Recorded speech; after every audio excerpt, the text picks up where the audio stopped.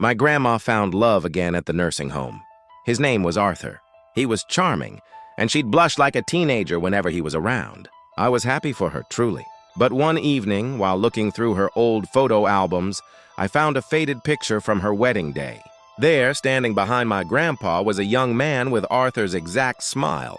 The inscription on the back read, "Arthur, best man, 1954. Arthur died in a car crash the week after that photo was taken.